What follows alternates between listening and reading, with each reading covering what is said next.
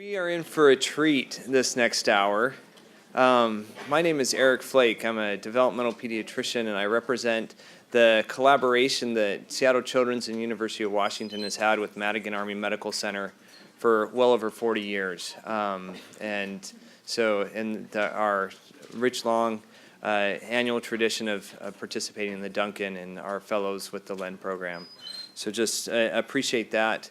But like I said, this is a great opportunity for us to now transition to learning about the academic successes for our children with spina bifida.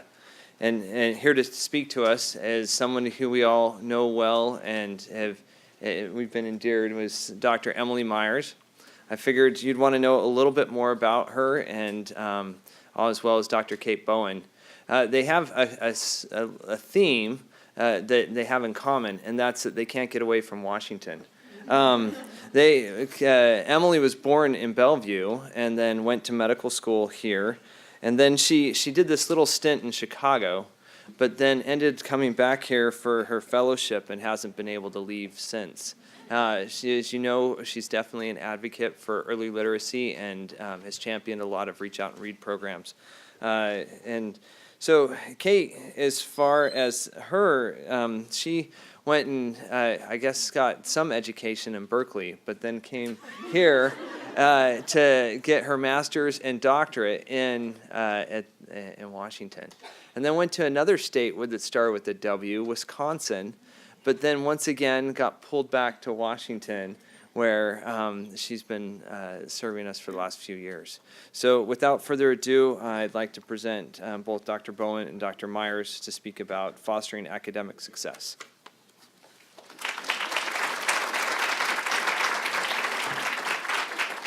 It's as if you haven't heard me enough yet today.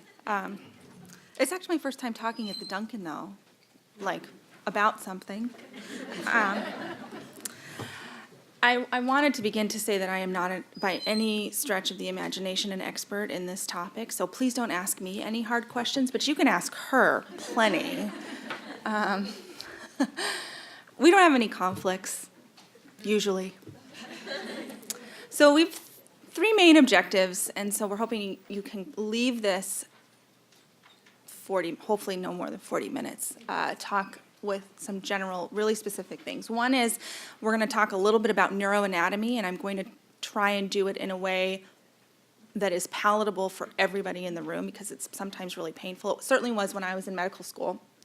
And we're going to talk a little bit about how those differences in what the brain looks like, how those affect children with spina bifida and how they learn. We're going to talk about these patterns of learning that we can see in children and individuals with spina bifida. And then we're going to talk about some specific therapeutic and educational approaches that might be helpful. Before I move on to the rest of the talk, I kind of want to make sure that everybody knows, and I'm sure y'all do, that each child with spina bifida is unique and special and has their own learning strengths and challenges. And just like you see one person with brown hair, you've met one person with brown hair. It doesn't mean you know anything else about them. And with individuals with spina bifida, you met one, and that means you've met one person. And so you can't generalize, but the challenge is that we speak in generalizations at these kinds of conferences, but know that when you encounter and work with these children, they're all going to have some special things about them. So that was my plug about that. So if you close your eyes and think about if you didn't know anybody with spina bifida or didn't treat anyone with spina bifida and you were just a person out in the community who had never met anyone with spina bifida, what would you see? Your initial perceptions. You would see a person who may use a mobility device, like a walker or a wheelchair, but you'd also see somebody who is quite sociable and socially literate and talkative and engaging. And you might not see some of the language-based disabilities and things that we commonly see in the therapeutic community. So you might imagine that you would see a person who you might perceive that they only are somebody with an orthopedic impairment, because that is what is physically most visible. We tend to size individuals up too quickly, which is, I think, being human, we tend to do that.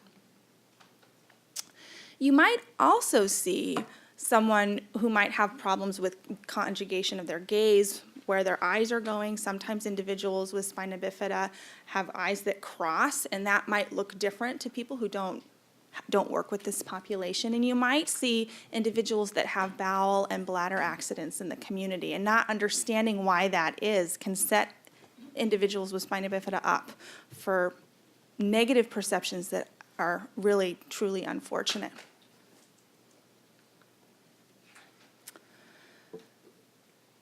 Individuals, and we've talked a lot about this over the course of the day, individuals with spina bifida have a lot of reasons why their function and learning are different. Not just the neuroanatomy, which we're going to focus specifically on in the next few minutes, but also the number of times they miss school. So we've talked a little bit about during the school day, how many therapeutic appointments, how many bowel and bladder care opportunities they have to miss math.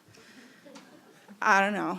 I would probably, if I were to choose, I would have chose English to miss. But there are many places and points in time in which individuals with spina bifida don't have those opportunities to be in a classroom. Many more hospitalizations. I think parents recognize you guys are like in the hospital at the same time, right? How many times does that happen? Probably a lot. No school during that time, or less school. So there's lots of reasons why their learning can be different.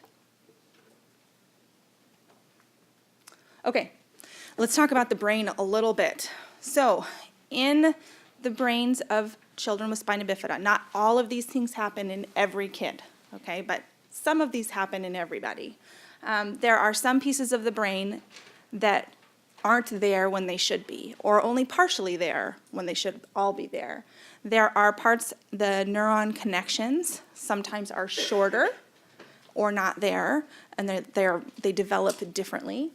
There are parts of the brain that are thin when they should be a little bit more plump. There are regions that the shape of the brain, that sculpting that occurs as the brain develops in utero is different in an individual with spina bifida, whereas if you didn't have that, it would just look a little bit different.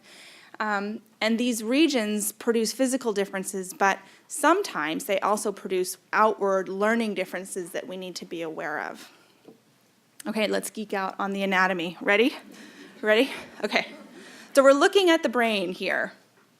Here it is. And we're also looking at the brain here, but we're looking at it from two different views. So this view is nice because it's got the face there. So you're looking at it from this side here. This view here is like you're looking at it straight on here. So there's the bottom of the brain and the top. Does that make sense to everyone? Okay, thanks, Bill. I'm good. All right. There's the two, in this picture, there are the two halves of the brain. So this would be the right half, and this is the left half.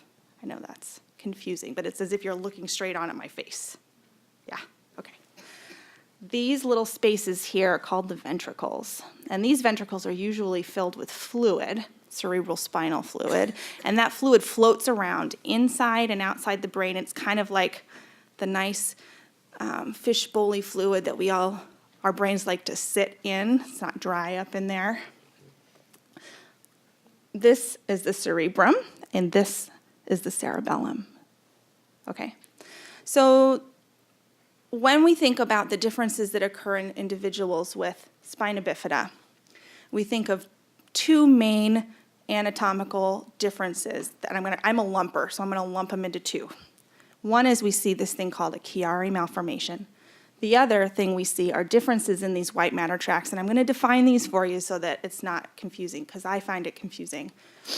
We're first going to talk about Chiari malformations, okay? And Chiari malformations are differences in the cerebellum down here and the brain stem, which is right here, that extend into the spinal canal. So the bottom of our skull is a big hole where our spinal canal floats down into, and then it goes all the way down to our bottoms.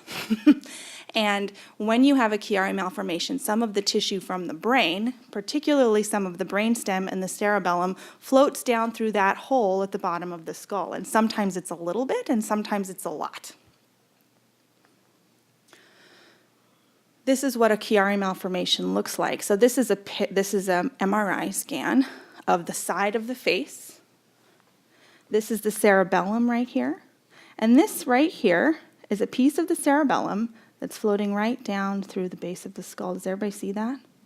And so what happens is this part of the cerebellum gets smooshed, and this part of the brainstem here gets a little smooshed. And so it sort of changes the anatomy of the bottom part of the brain. Does everybody see that? Okay.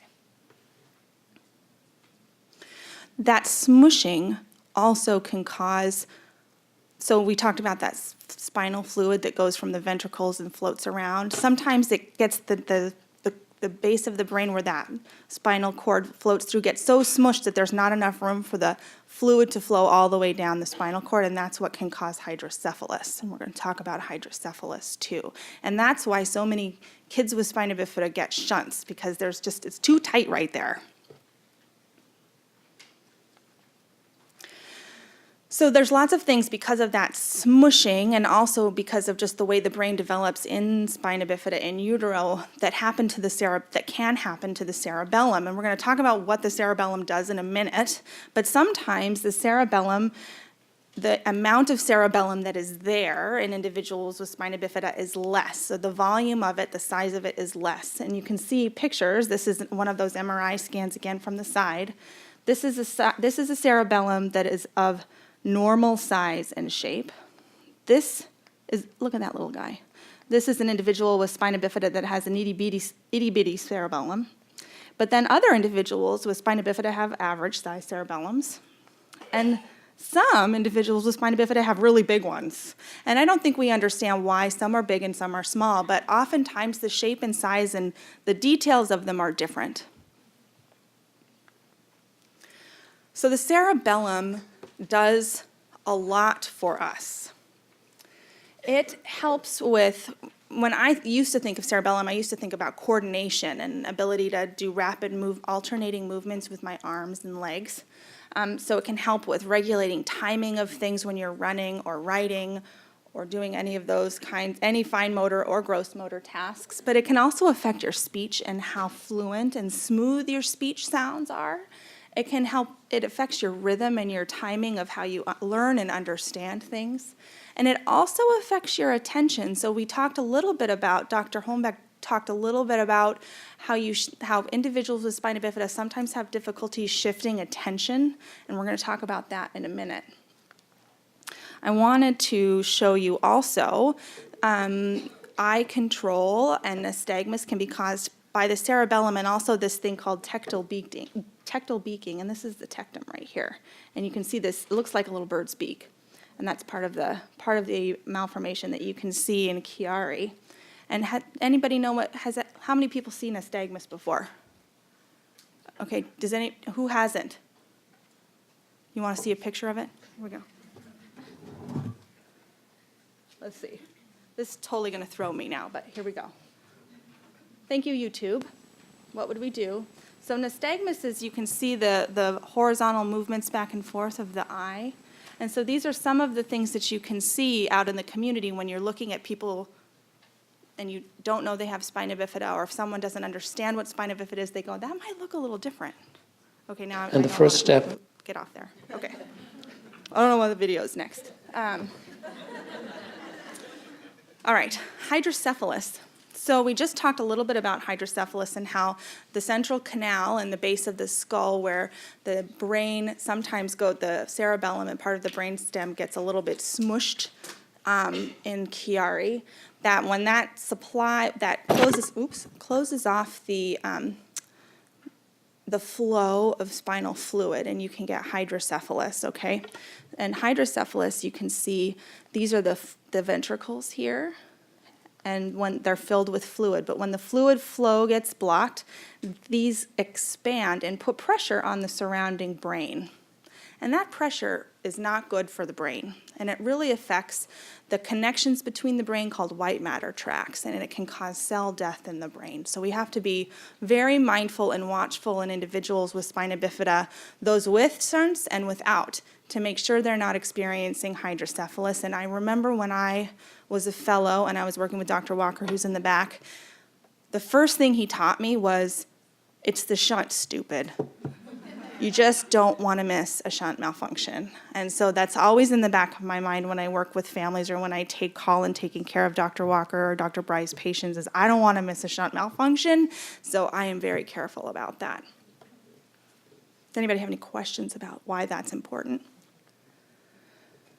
So things that can affect from hydrocephalus, and also from Chiari malformation. This is my example of attention shifting. So here's a dad who's on the computer and is unable to shift his attention from whatever is happening. Who's this happened to?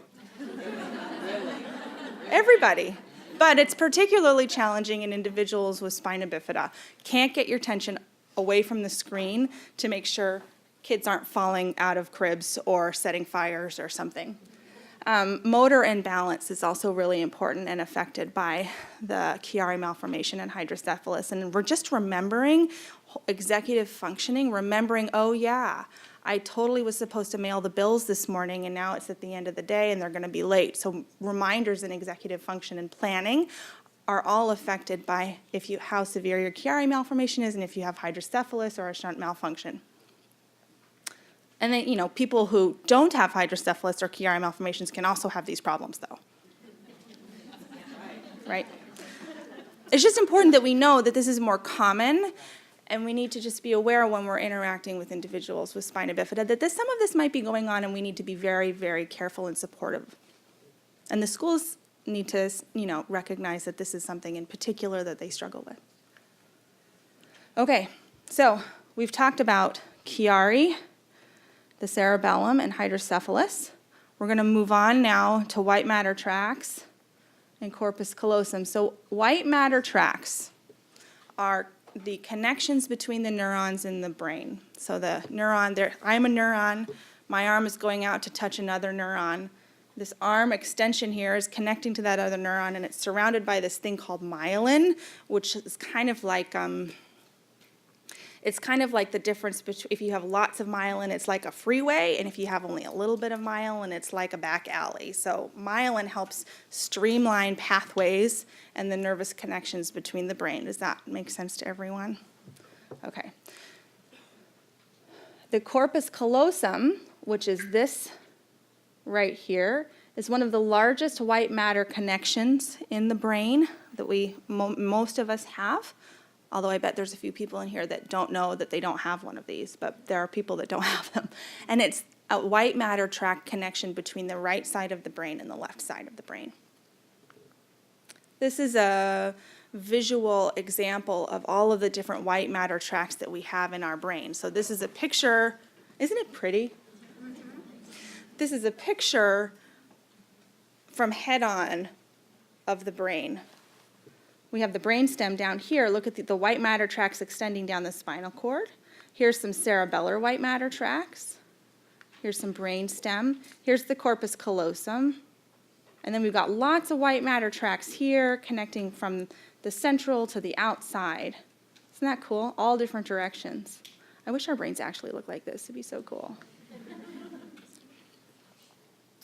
The white matter tracts in individuals with spina bifida tend to be just a bit shorter, not as long as individuals who don't have spina bifida. And that can have some significant ramifications on how the different parts of the brain are connected to one another.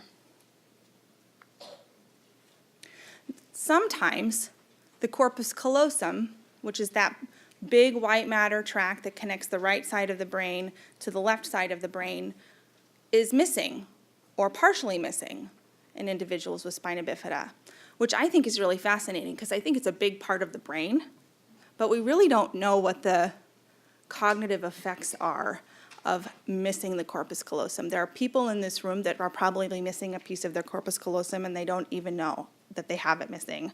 So even though it's partially absent or maybe different, we don't really know how that affects cognitive functioning, but it is something that is more commonly different in individuals with spina bifida compared to those who don't have spina bifida. So here you can see it's not there in this picture. And then this is what a normal one looks like.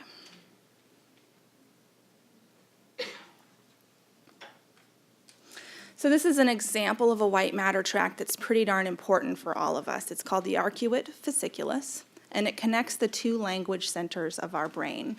So there's the part of the language center that takes in language from someone else, interprets it, and then it sends a message to the other language center that then produces what we want to say back. So it's the Wernicke's and Broca's areas of the brain. Broca and Wernicke, okay? The white matter tract here is shorter. You can see these are twins, one with spina bifida and one without. You can see the connections between Broca's area and Wernicke's area. The tracts look a little different. They look a little bit shorter. And so that can really affect language processing and spoken language in some individuals with spina bifida and how they understand pragmatics, which is intonation, inference, like ups and downs of how we speak. It can make it more challenging for individuals with spina bifida. Their language processing is different. Okay, so just as a quick review of the anatomy, we've talked about two pieces of anatomy that are different in individuals with spina bifida. One is the Chiari malformation and hydrocephalus, and its associated differences with the cerebellum and rhythm, timing, and shifting attention. So think about that dad with the kid falling out of the crib. We also talked about white matter tracts, which are the highways and byways connecting different parts of the brain, and those highways and byways tend to be a little bit shorter in individuals with spina bifida. Anybody have any? Good? Okay. All right, we're going to move on now to how that affects people's learning. And Kate, the smart one's coming up. Okay, thanks, Emily. So I'm going to shift us a little bit and talk a bit about learning profiles that we can commonly see in children with spina bifida, including some cognitive strengths and weaknesses. But first, I'd like to describe two children who I've worked with in the past that came in for neuropsychological evaluations. Just to give an example of some of the concerns that parents have when they come into clinic. So the first is a child named, we'll call her Jill. She's an 11-year-old, and here is what parents have to say about some of her challenges. So she struggles to complete tasks independently and needs constant reminders. She struggles to multitask and organize.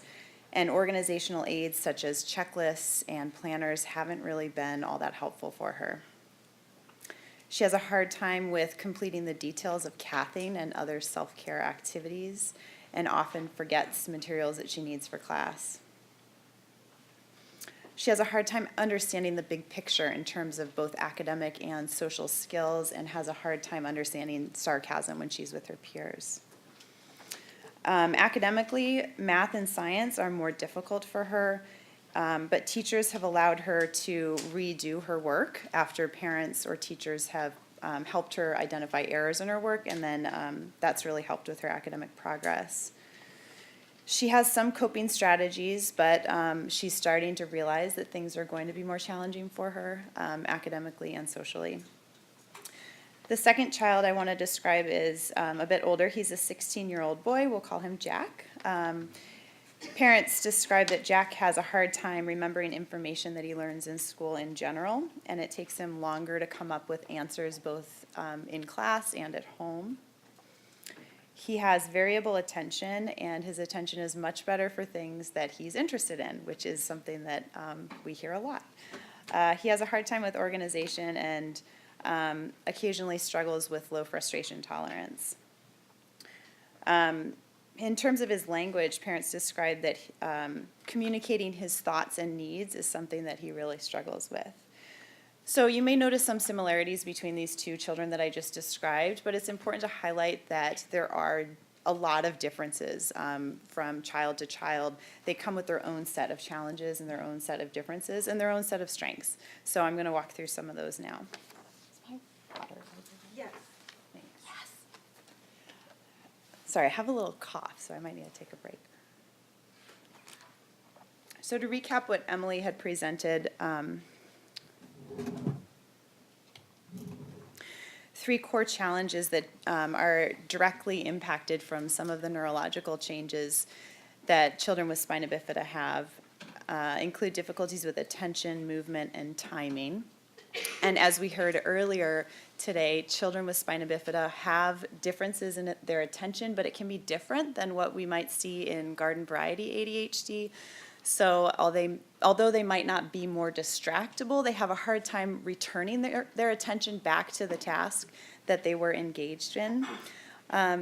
They tend not to be hyperactive like many children with ADHD, and their response to stimulant medication is much more variable. So some children respond and others don't respond as well to medication. Their cognitive profiles also can be different than children with garden variety ADHD. So difficulties with movement in the academic setting can show up as difficulties with handwriting or visual tracking, especially for children who have nystagmus, and just monitoring what they're reading can be hard.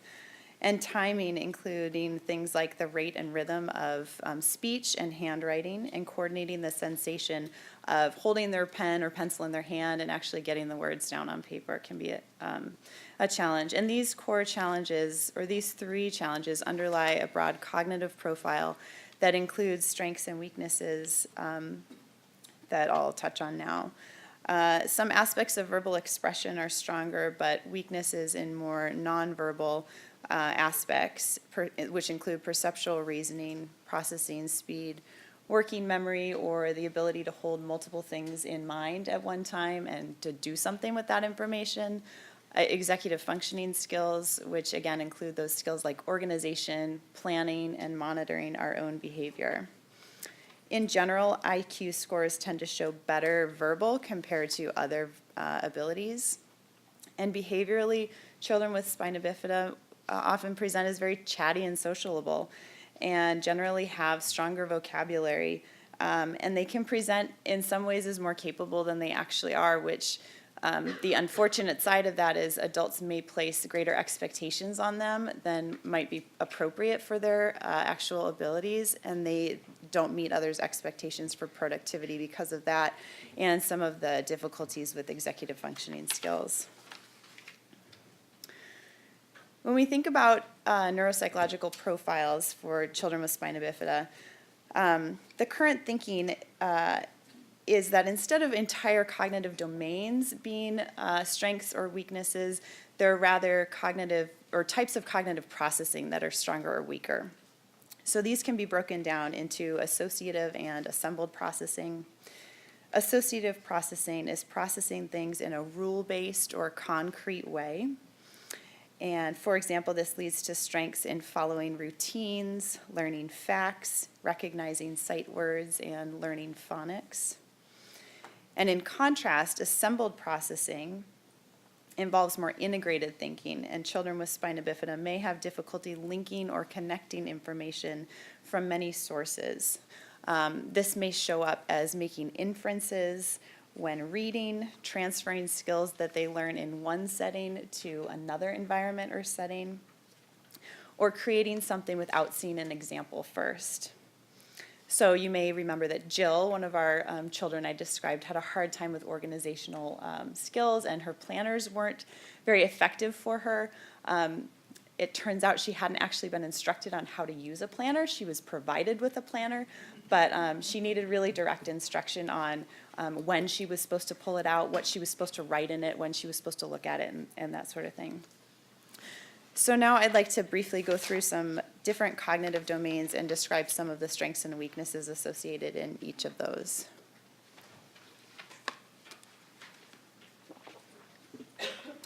So for language, as I've mentioned before and has been talked about a lot today, is that children with spina bifida can be quite social and chatty and friendly and really pursue social contacts very easily. They generally have strong vocabulary and may use words that seem sophisticated for their age. They are also described as being able to talk a good game. However, their language can be difficult to process, can be wordy and off-topic. During conversations, they might tell stories or add in examples that don't necessarily make sense to the context or are quite tangential and not necessarily related to the heart of the conversation. Their language may include stereotyped phrases or comments. This may show up as idioms or phrases that are used out of context or seem odd or strange.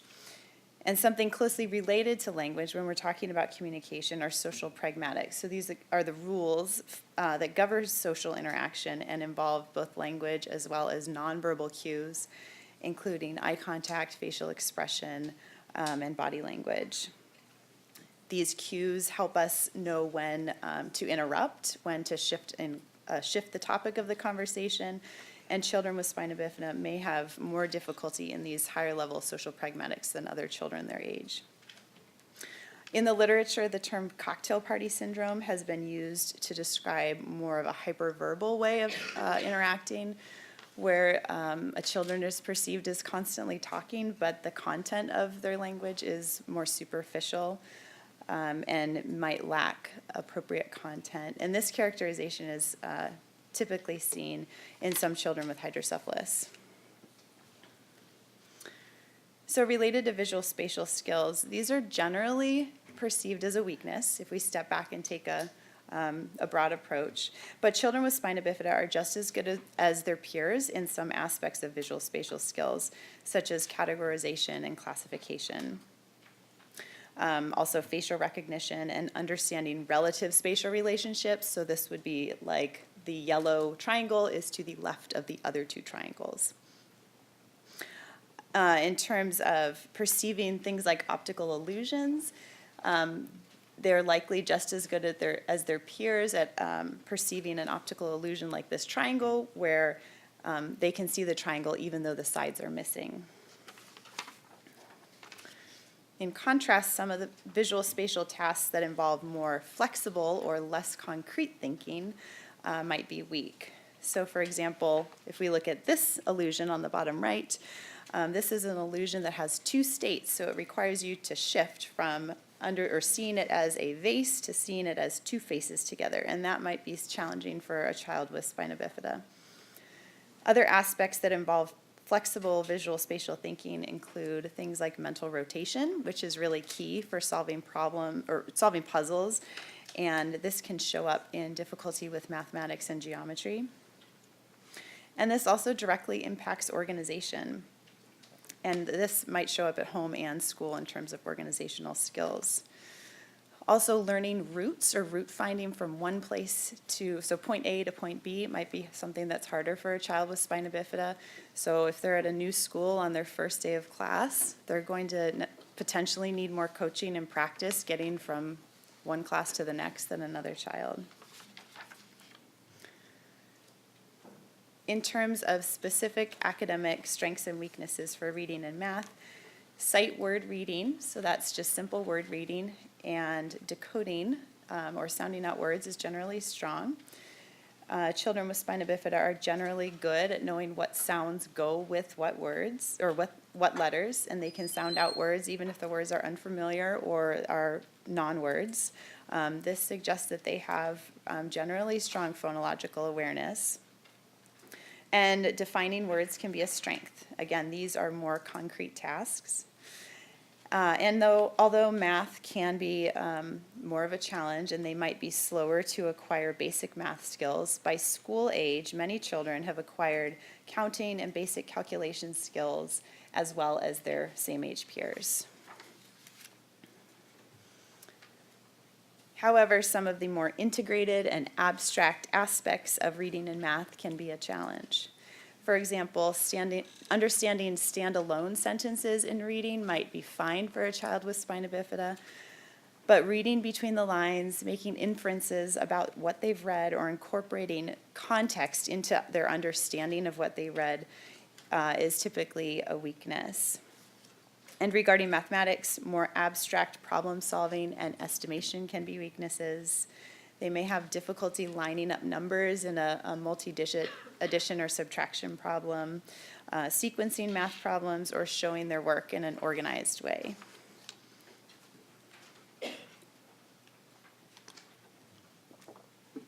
And finally, handwriting is an area that I wanted to give specific attention to because handwriting is so important to all or many other academic tasks that a child does on a day-to-day basis. It's affected by speed, motor control, and spatial planning. Children with spina bifida may have difficulty organizing their writing purely from a visual spatial perspective, but then the motor and rhythmic difficulties that can contribute to inconsistent handwriting that appears disorganized or could be hard to follow.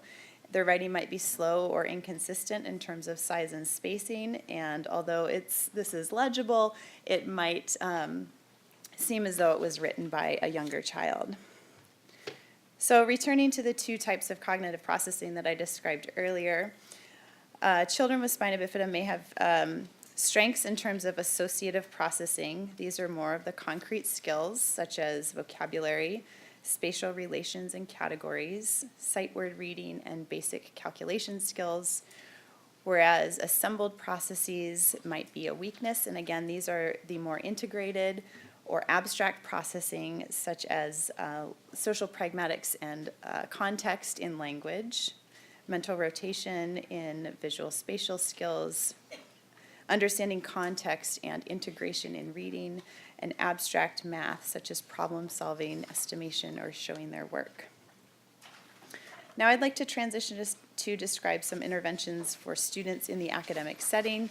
And this really just touches on some of the things that a child with spina bifida might benefit from in the academic setting, and every child will have a different set of needs.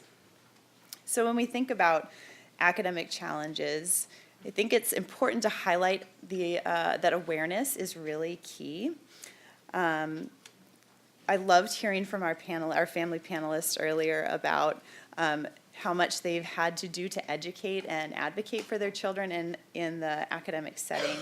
And we really want to make sure that all of the issues for that particular child have been addressed. So that includes not just the medical needs, but also the cognitive needs. One thing that can happen in an academic setting when an IEP is made is that a child is classified as having an orthopedic impairment because of their physical differences.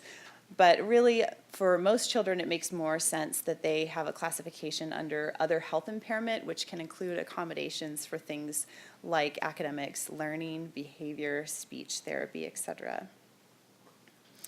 So included in the IEP should be an understanding and plan for medical needs and the number of appointments and amount of missed school that they'll have, not only for medical appointments, but also for the time that they will spend addressing other needs like toileting and cathing.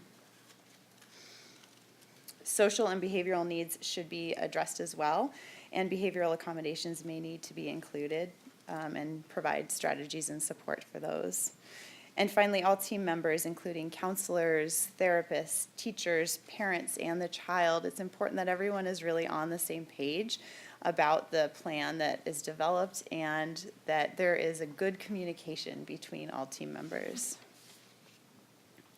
I'm going to review a few specific interventions in the following areas in more detail.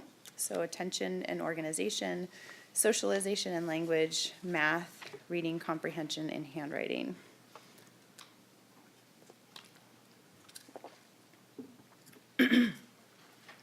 So for addressing attention, organization, and executive functioning, I start with limiting distractions. And really the reason to emphasize this is because children with spina bifida have a hard time shifting back to what they've been doing. So if we can limit the distractions that might pull them away from what they're, the task at hand, they won't necessarily have as much demand on pulling their attention back. So this might include completing work in a very organized setting where they don't have a lot of other visual stimuli to take up their attention, turning off TV, other electronics when they're completing homework. And then in class, having them in a preferential seating environment so they can either sit in the front of the classroom or the side of the classroom where their attention would be maximized and would be easier for them to shift back if they did get distracted. They may benefit from learning metacognitive strategies, and these are strategies that help children learn about thinking about how they think. So this might be setting a specific goal for what they're going to accomplish during a homework session, for example. Or identifying breaks where they can pause and reflect. Am I still on task? Am I doing what I need to be doing? Have I understood what I have been learning? They might benefit from explicit instruction in skills for organization and planning, like how to use a planner, what you're supposed to write down, when you need to look at it both at home and at school.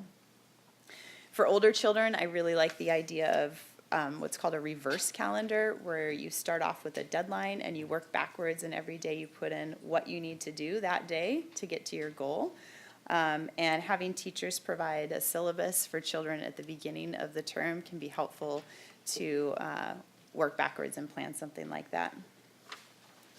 Having a note taker for children with spina bifida can reduce the demands not only on the writing piece, but also on the working memory piece and the divided attention of having to listen and take notes at the same time. And then providing frequent breaks, as well as a lot of organization in terms of where they leave their belongings. So always having the same place for their backpacks so they don't lose that. For addressing socialization and language, speech-language therapy in the school might be helpful. And unlike the needs of some other children who would have speech-language therapy, for a child with spina bifida, this might include more higher-level social pragmatic skills.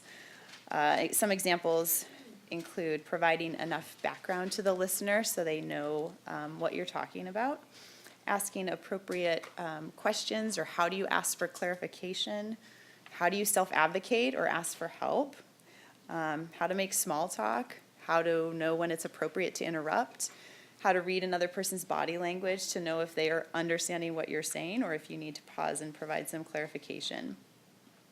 A social skills group might be a great opportunity to provide practice for this. Thanks. So in addition to some of the difficulties with math problem solving and geometry, the visual spatial aspects of completing math work can be challenging. Lining up numbers is something that can be hard for kids with spina bifida, and using graph paper can really help just getting things in an organized way. Allowing children to use calculators or having their times tables physically on their desk can decrease some of the demands of having to know those math facts very automatically. Comprehension of math story problems can be challenging due to the demands on working memory, and working with the child to break down story problems into simple steps. You know, what do they need to know first? What's the information they have? What's the information that's missing? That can also lessen the demands on working memory. Children might also need to be taught very specific strategies for how to check their work for errors. So sometimes what I see when I'm giving either a math or like an addition or subtraction problem is the child will use the wrong sign. So they're adding instead of subtracting. Just cueing them to look for those errors, and then also look at their answer and have them pause and say, does this answer make sense? And then finally for teachers, having them provide notes that are written instead of charts and graphs can be helpful, as those might not be as intuitive for a child with spina bifida.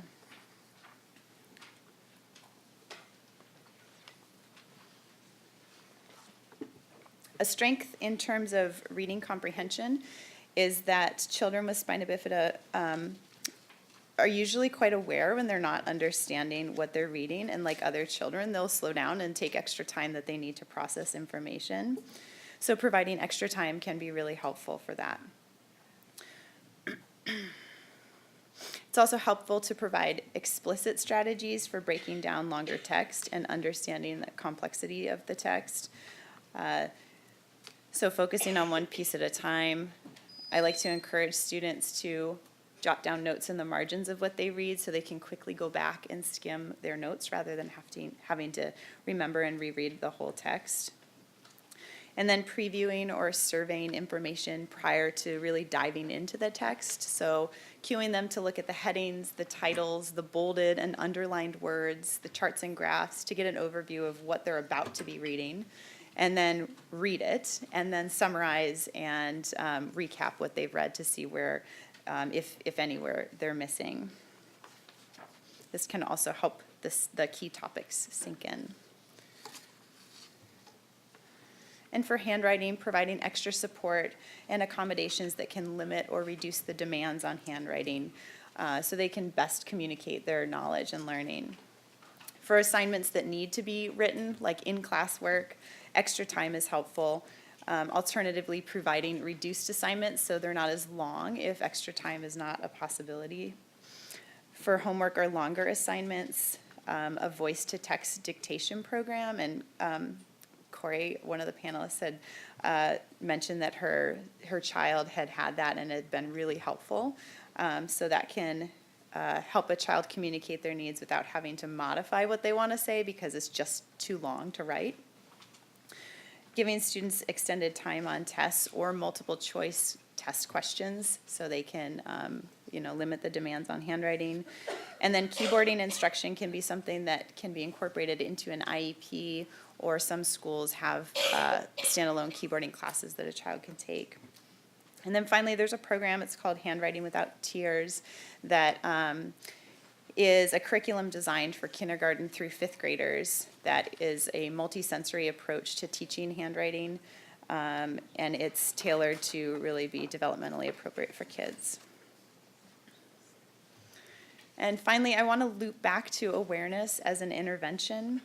Teachers and other adults, like what Emily was saying in the beginning, we have initial impressions of people when we meet them, and teachers and other adults might only see that social behavior initially and not understand the brain issues that kids with spina bifida have. It's important that we understand the structural and functional differences in their brain can affect their learning, their socialization, and behavior. And awarenesses of these strengths and weaknesses, that they're grounded really in the brain changes and differences in children with spina bifida, can help understand that these kids really are doing the best that they can, and they have a lot of strengths, and we want to tailor interventions to capitalize on those. And they're really motivated by social praise in general, and just like any kid, a good job from a teacher can really go a long way. So today we really only scratched the surface, but the more parents, teachers, and school personnel know about spina bifida and all its various complicated manifestations, the better they're able to work with and with a family and a child with spina bifida to help their development into adulthood. So thank you.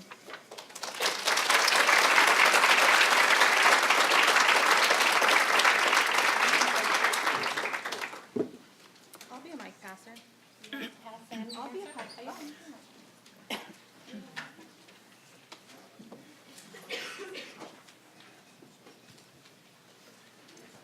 I just wanted to say that the Handwriting Without Tears curriculum as an OT is one of my favorites. It is available for older students in 2 workbooks, one called Can Do Print and another one called Can Do Cursive.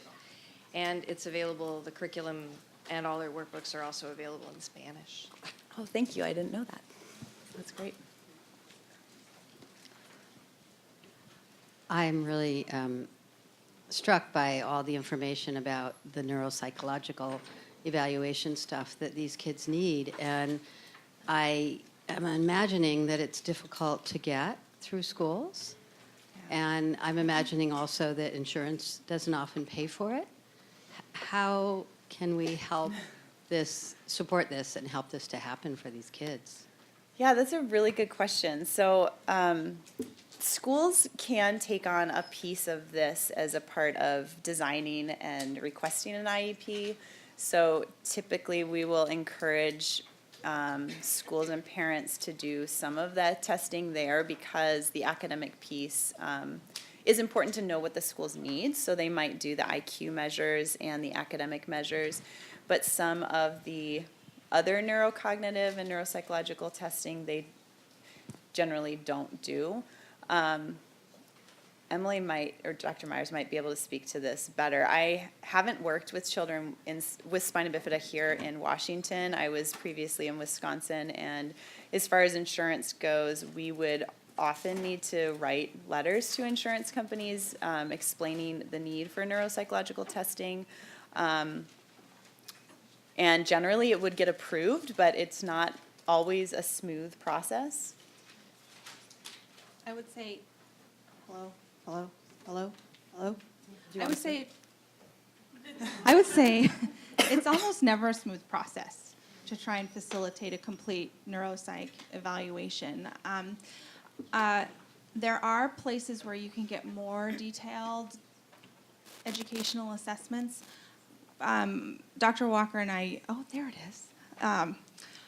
We usually go to the psychoeducational evaluation first, and then also take a look at what the teachers say in their IEPs and psychoeducational evaluations and what their comments are in terms of how kids are doing in the classroom, to sort of get a feeling about how well they're doing in certain areas. Is that true for you, Dr. Walker? Yeah. There are places you can go to get more comprehensive language pragmatics evaluations in Washington State. One of those places is the Center on Human Development and Disability Child Development Clinic, where they do an interdisciplinary team assessment. So sometimes if families are looking for just a little bit more understanding, there are some places you can go. Although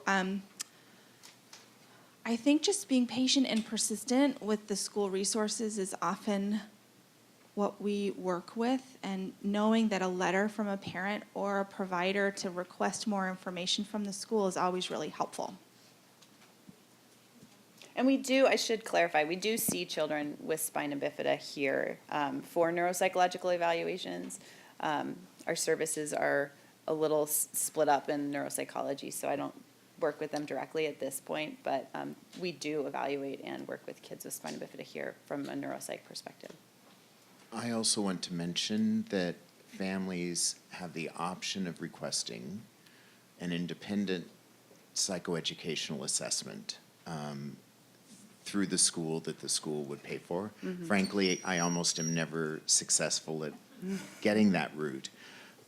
But I think that there's enough good evidence about children and adolescents and adults with spina bifida having neuropsychological needs that the school psychologists are not trained in all of the tools that would provide a complete assessment, that they could at least ask the school to see if they would be willing to pay for an independent psychological assessment. I want to introduce Dr. Shurtleff. She's helped us with these slides and knows a lot. So. Oh, I just wanted to say that resource is difficult, and insurance is difficult, funding is difficult. There's no magic wand for that. There is a society, the Pacific Northwest Neuropsychological Society, that lists the neuropsychologists. There are a number of very good pediatric neuropsychologists in this area that are in private practice. They take insurance. There are also folks here at Children's Hospital who do neuropsych evals, but again, the resource at this hospital is quite limited in terms of FTE and how many kids can get in. And so I think here at the hospital, we take insurance and DSHS. I think, Dr. Holmbeck, I appreciate your acknowledging the need for neuropsychology and that it can be helpful for these kids. We do often go with the school psychoeducational evaluations. As a start, they can do some IQ and academic testing, but as you know, that doesn't necessarily pick up on these brain-related problems that can show up. There's no magic answer to this. I think everyone in neurodevelopmental finds their way around it, or tries the best they can to get help. I think some other resources are one. The speech folks here at Seattle Children's do executive function evaluations and interventions. That can be tremendously helpful if folks live either near the Seattle campus or the South Sound Clinic. And then there are fabulous OTs, et cetera, here. But so anyway, I just wanted to add those resources. Thanks. Dr. Shurtleff helped us with these slides and helped us limp along here, so I appreciate her work.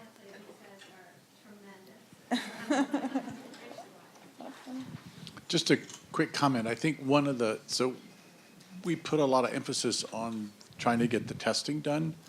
One of the things that I have found that's very important is this education awareness piece, because I think when we can do a better job of providing information to teachers like, oh, that's why it's so different on day 1 versus day 2 versus day 3.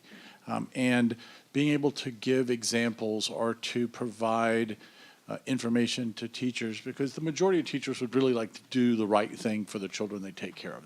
They really would. And so on the Spina Bifida Association website, there are a number of handouts that are very specifically related to learning differences in children with spina bifida: math, reading.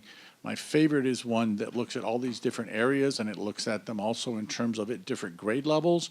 And it's like a one-page, one-stop shopping that I give to all parents to say, you need to understand this. And then the parents need to understand these same issues at home, because as they're trying to teach their child or work with their child, it's not any different at home than it is at school. So these same kind of learning differences are really, really important.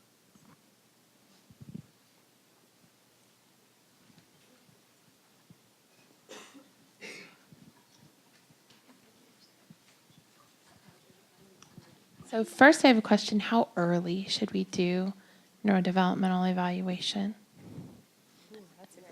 Or neuropsychological evaluation for these? And then I have a comment, but Well, that's a good question. like what age? I think it's important to be looking at these things from an early age, and if a child is involved in early intervention, like birth to 3 services, they will be starting on that path.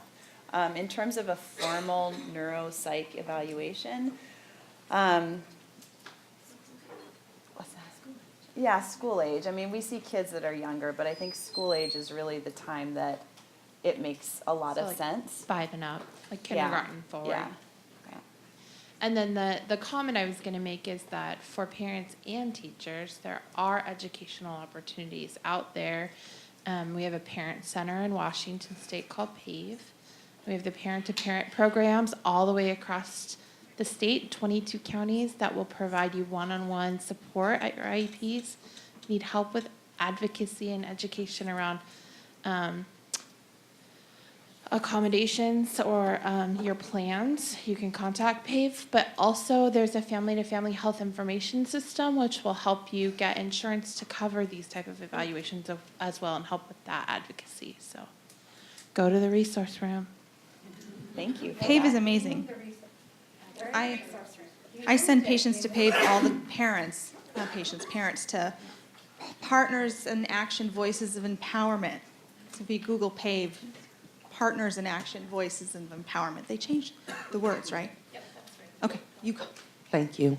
Dr. Walk up there kind of stole my thunder, so I'll try to ask my question appropriately. I love everything that you all said as far as the information you presented on things that the schools could use to help. And like Dr. Walker said, it could be duplicated at home. And everything was very clear. One of the things you said, there should be no visual distractions, no devices. If you walk into the classroom, That's impossible. I'm not even going to finish my sentence. And so that leads to more of the education piece. And I'm very new to all of this. I'm just observant. I want to know how much. I want to know how much of the information that you just said is given to teachers in their college curriculum, and or is there a way for hospitals or doctors to reach out to speak to educators? Because you also said put stuff in the same place. They have cubbies. I bought 3 coats this year. I pulled my kids out of school because one of the times they lost the coat, they lost my kid. So that was the last day for both of them. And so my question is how much of this information is available to the educators? And I know we're still very siloed and things like that. But what you just said was common sense concrete. And we can walk into almost every classroom in this country probably, and the walls are covered with crap. There's devices everywhere. None of the kids' coats are where they're supposed to be. So I want to know how we can, I don't want to just complain, I'm good Right. at that. Yeah. I want to know how we can help bridge that. And I'm asking as a parent Yeah. who does not have kids in school to assist the rest of the world and the rest of the community, because it's complete opposite of what you taught. Yeah, so, and I recognize that, and one of the things that I always tell parents when they come in for an evaluation and we're doing feedback and talking about their child's strengths and weaknesses is I highlight that your child is in a very distraction-free environment. Look, there's nothing on the walls. You know, we don't have a lot of distractions in here for a reason. We want to see what your child's maximum potential is, and then what can we replicate in their day-to-day lives that can help let those skills shine. But you bring up a really good point that, and especially now, I feel like there are so many more things in a classroom than when we were all in class and in school. So these recommendations, so I'll try to address your multi-part question. These are things that, again, I talk to parents about. We can only do what we can do within the confines of a school setting. Some children will be pulled out for resource time, and that is more of a distraction-free or limited distraction environment. Many of these things can be implemented at home to a much greater degree than at school. So we talk about not doing homework at the kitchen table when everyone's cooking together. They might need a separate workspace or a place that's a little bit more conducive to that learning and homework. And then as far as how much of this is communicated to teachers and educators. So when we write up our neuropsychological reports, we send them to the families. And many of the things that I talked about are directly from some of the reports that I've written for families. So these are included in that dialogue, and I encourage them or help get that shared with the school with the family's permission. And then having families sign a release of information so we can have a conversation with the school or be a part of an IEP team meeting if that's something that the parent and the family is interested in having us support with. Thank you. Mm-hmm. And like Dr. Walker said, I think educators really do want to, teach the right way and get on the same page with families. And there's so many moving parts in a school district. Whew, right? And so I have always utilizing community-based advocacy resources for parents and educators both to sort of figure out how can successful communication happen so that everybody's at least partially satisfied with the experience, both educators and other students and children and the parents, I think is super important. And PAVE for around here is a really good resource for that. Oh, sure, I forgot. Open Doors for Multicultural Families. I also refer a lot of families to them as well. That's really good. Someone else. Anisha, did you raise your hand? Okay, you raised your hand. So this is more of a comment. Earlier in the day, we were talking about helping to educate our children about what it is about their condition and what that means to them. And I think as an OT working in the schools over the years, having those children be comfortable with that information and then sharing it with the other kids, doing early on in the school year, having a show and tell, if you will, and having the parents come in and talk in developmentally appropriate ways about what their condition is, why do you have a wheelchair, and why do you do this, and just making it really out in the open so everybody can understand it. And, we might send neuropsych results to the teachers, but what teacher has time to read that 10-page, very high-tech terminology report? So if we can give them simplified ways to really interpret that and apply it, they're going to be appreciative, I think.